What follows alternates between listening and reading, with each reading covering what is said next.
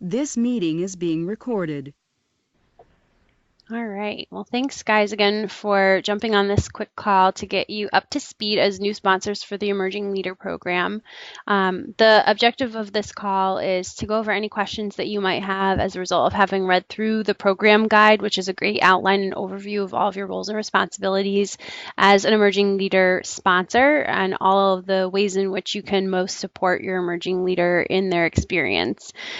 So I'll step back for just a moment and give you a status update on where we are with the Emerging Leader Program overall. So this is actually, we're going into the 11th year of the Emerging Leader Program. It started in 2007.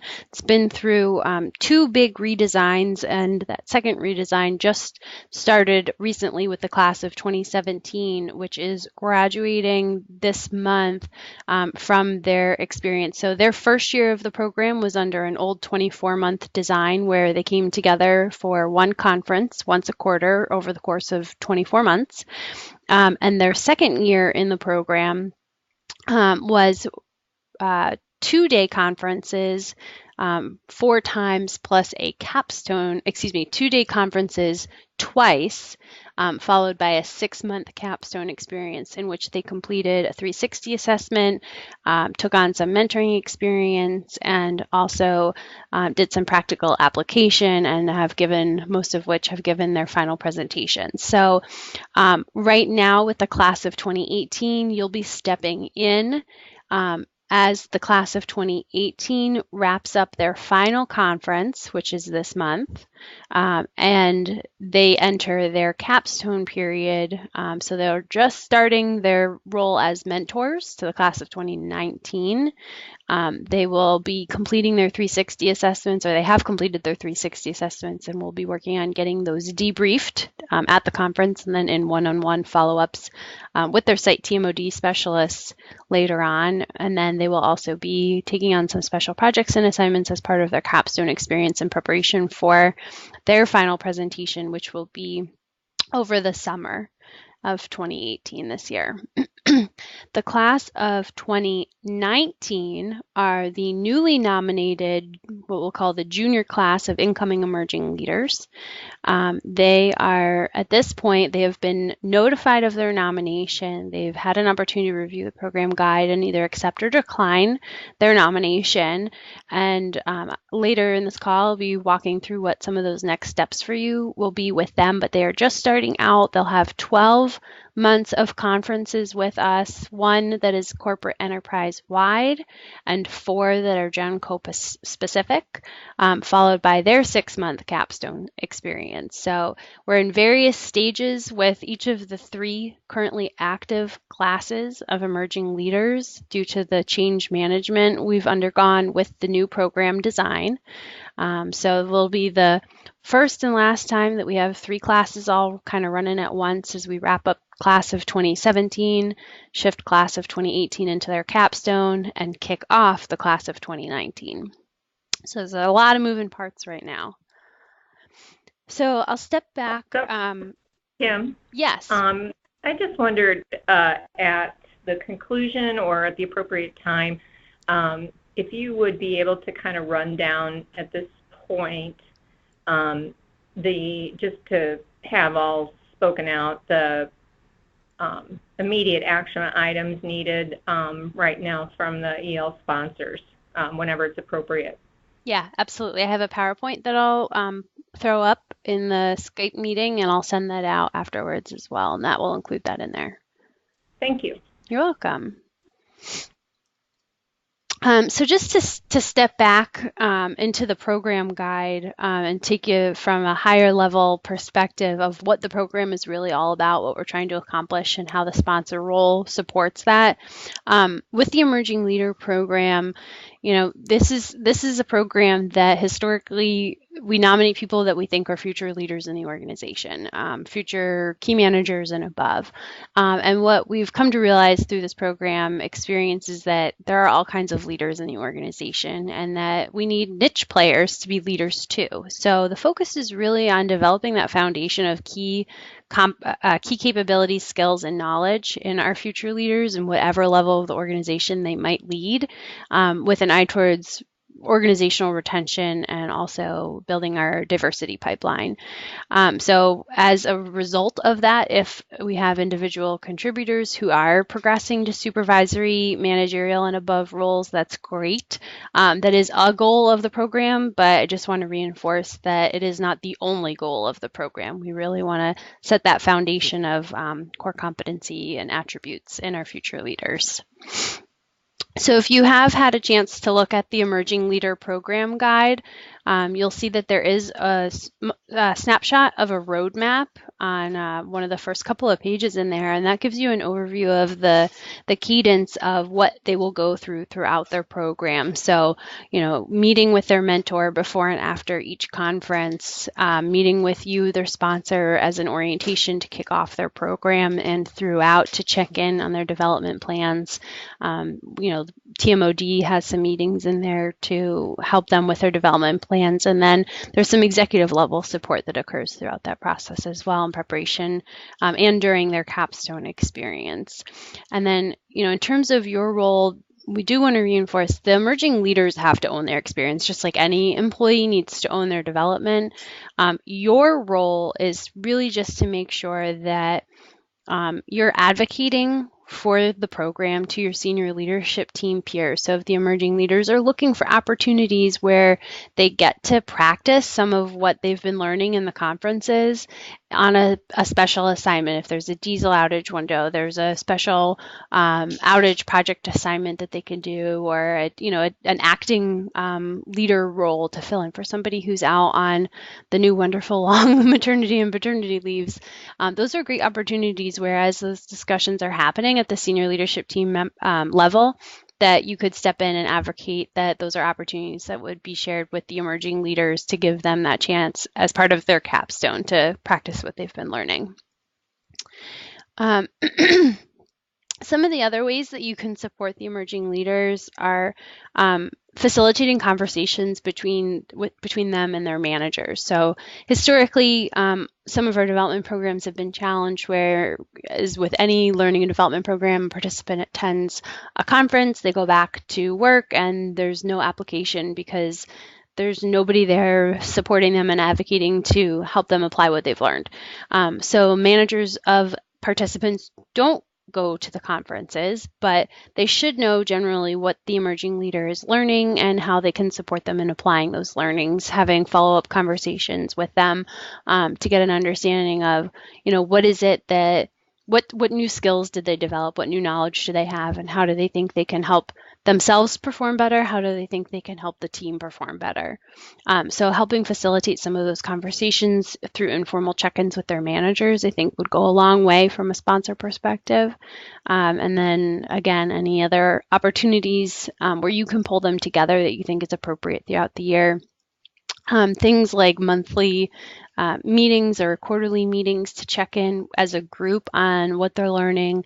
Sometimes the emerging leaders will take it upon themselves to request that type of meeting. As we've kind of added more infrastructure to the program, one of my fears was that more organic, self-initiating type meetings would fade away. But as a best practice to keep rolling over from class to class, breakfast meetings, lunch meetings, those types of things, we're just bringing the emerging leaders together to create some white space for them to talk about what it is they've been working on and what they're learning has been really helpful, and is another role that you as a sponsor can play in supporting your emerging leaders, just really letting them know that whatever it is that they need, you will support in every way that you possibly can. And, that regular cadence of meetings would be a good way to do that.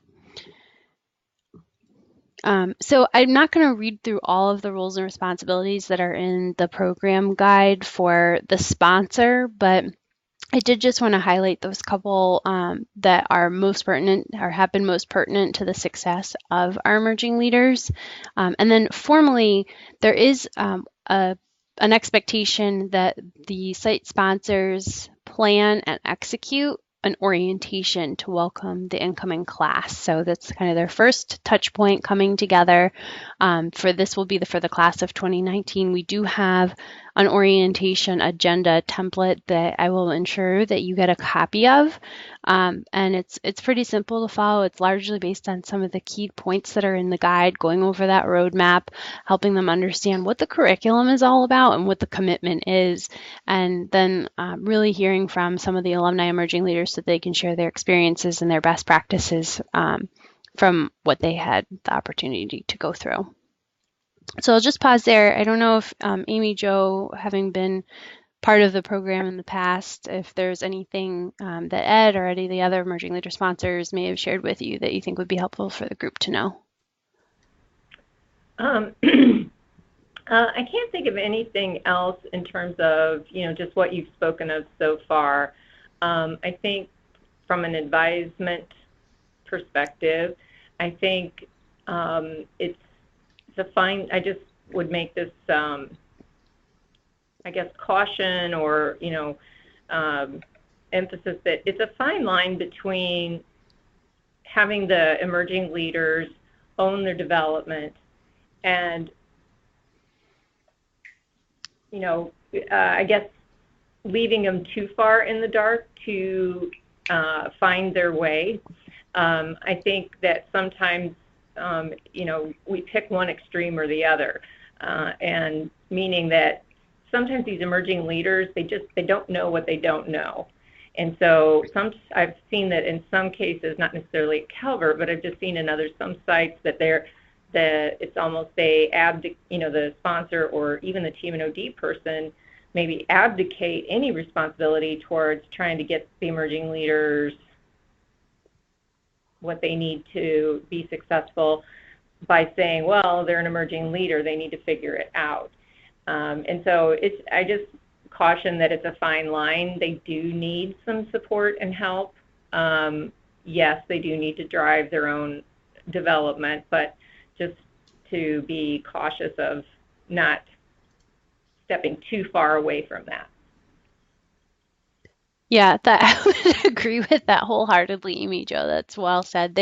Sometimes they don't know what they don't know, and you do need to jump in and kind of help them along the way. But then there are times that they don't know what they do know. And that's the most annoying and frustrating moment, is when they're asking questions where the answers are very clearly in the program guide or very clearly in the pre-work email or very clearly had just been stated at a conference or something you had said. And then it becomes a question of how engaged are they really in the program? They need to be a little more self-starting, listen up, and figure out what it is that they need to be doing on their own. We can't be spoon-feeding them everything. Right. And even when we are spoon-feeding, sometimes we're still getting some questions and responses that probably shouldn't be. So as that's happening too, those are conversations to have with the emerging leader and their manager, making sure that they're really keyed in. And if they're not, find out why, and maybe it's just not the right time for them to be in the program, and that's okay. That's okay too. We just don't want to waste their time or have them waste ours. So definitely monitoring the engagement is a part of your role as sponsor. That's great. Thanks, Amy Jo. So, I'll let you go through the program guide on your own. It does outline what each of the conference curriculum we'll go over, and in there also is note sections after each of the conference where we would expect them to be recording. Doesn't have to be in this guide specifically, but it would need to be, they'll be wanting to keep track of these things somewhere. We do provide notebooks for them, but what is it they learned? How are they applying it on the job? And then what's that business impact or return on investment? And the purpose of having them do that is so that they can prepare for their capstone. So over the course of a year, all of the learnings really build off of each other. You start off in the program with that corporate enterprise-wide perspective, and then shift into the GenCo specific, understanding the business and their role in it, leadership of self, kind of like know thyself. We do some emotional intelligence assessments there, and then it starts to build into evolution of a leader and leadership of others. So we talk communications the whole way through. We talk inclusive leadership the whole way through. We talk about active listening the whole way through, but the context in which we're going over those topics shifts and elevates based on where they are in the program. And so they need to be tracking and understanding how those concepts build, how they should be elevating the way that they're applying the concepts in their role in preparation for their capstone presentation. And hopefully all of that you'll find is explained well in the guide. And there is an overview also of some recommended experiential learning or practical application for their capstone that's in there as well. And as a side note, all of the actual conference materials, the program guide, the mentoring toolkit, all of those are out on an Emerging Leader SharePoint site. So I think you guys should have access to that already. If not, let me know and I can hook you up with approval for that. Hey, Kim, as a follow-up, we can obviously talk offline, but I believe we will need to get Jay the proper access, and I can follow up with you on offline on that. Okay, sounds good. To that Emerging Leader website. Okay. Thank you. No worries. All right, so I did go ahead and share my screen with you. This is a presentation that we went over on our last sponsor call in preparation for this conference that we're going into for January of 2018. So the first slide, and I'll send this out so that you have it, is an overview of all of our sponsors. I'll update that to reflect you all joining us on the team where it has not already been updated. Kim, we're not seeing a screen share. We did not get a Skype invite. We got the regular invite. Okay. Apologize. Is everybody for else that. seeing a screen that I am not seeing? Or are we sharing your desktop with an IM? I shared it with the IM. Let me see if I can invite you one-on-one. I'm going to pause the recording for just a moment. Press 4. To keep recording. Okay.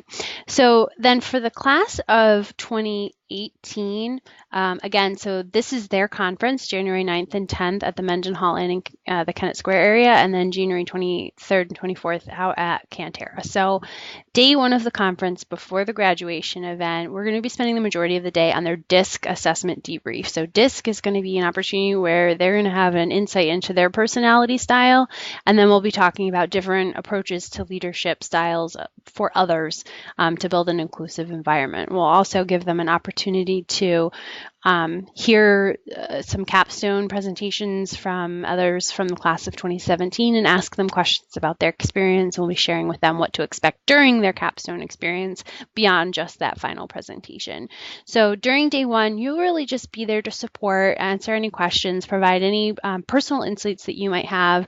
There'll be some table discussions, so we'll have one sponsor per table, and you'll be helping facilitate that and keep them on track, letting us know as facilitators if there's maybe some ambiguity that we need to clear up, or just general feeling of the day, helping keep our fingers on the pulse. Day two, you'll play a bit more of a role in that conference. So starting off that day, we'll have Brian Hansen and again, Dave Ruiz possibly also coming in with some business updates. And then we'll be giving them a high-level debrief of their 360 assessment.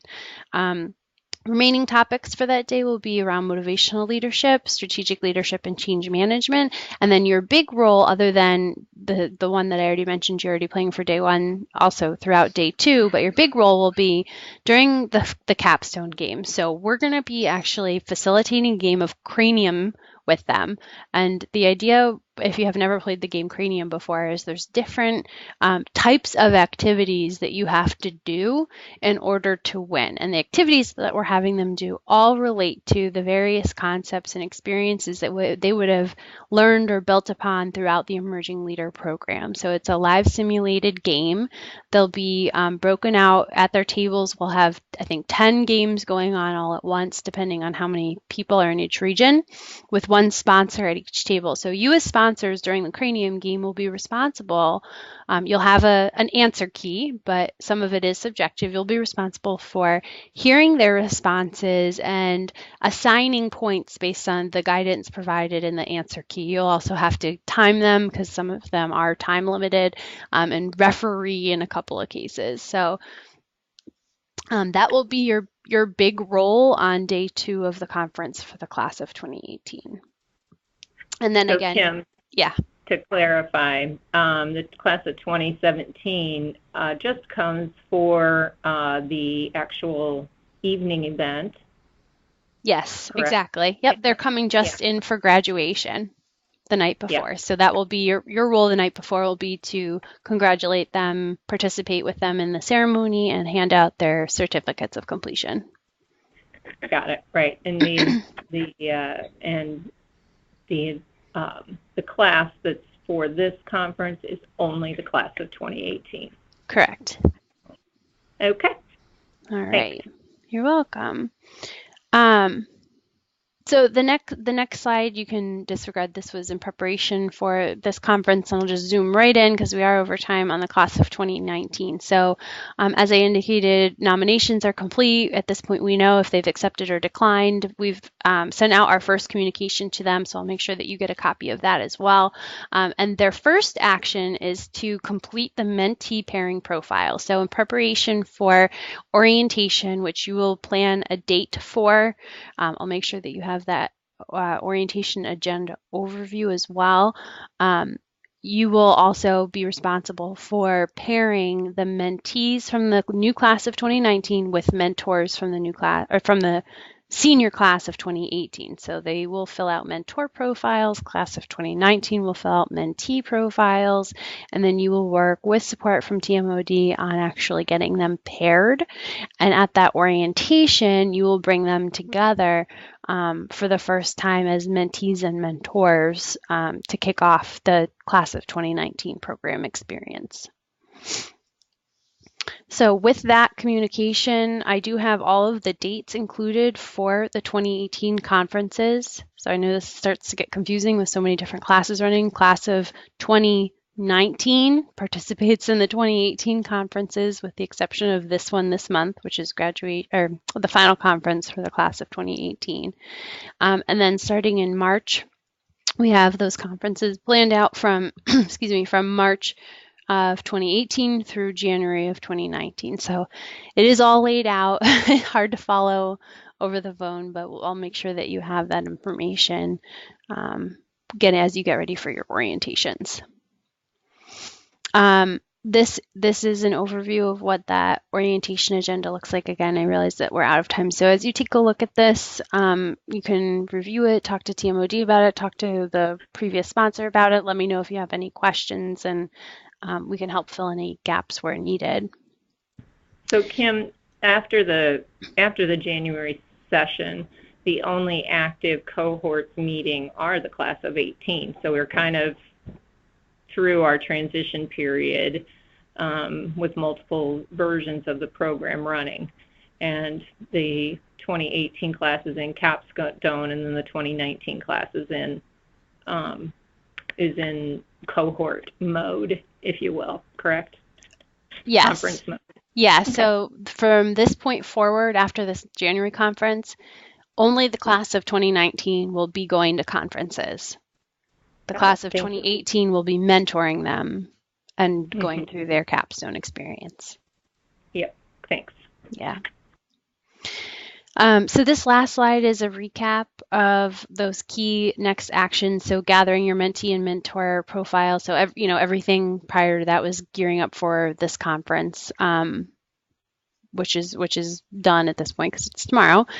So gathering those mentee and mentor profiles, working on the pairings, and then preparing for orientation. So those are the key next steps, in addition to just taking the time to really read through that program guide. Anytime you have questions, it's a great resource. You can use the search function on it if you want to look something up. But it really does. The goal was that it was all encompassing and a comprehensive guide for any questions that may come up throughout the program. So that is all I have for you guys. Are there any questions? I'm sure there are many questions, but any questions I can answer today?